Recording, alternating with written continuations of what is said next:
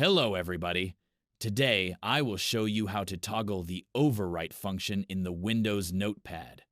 This also applies to any other text processing app you may have. All you have to do to disable overwrite is to press the Insert key in your keyboard. This will disable overwrite. If you would like to prevent this from happening again, here's a solution.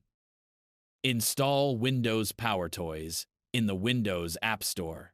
Open the app, head to the Input and Output tab, and select Keyboard Manager. Select the Remap Key option. Click Add Key Remapping.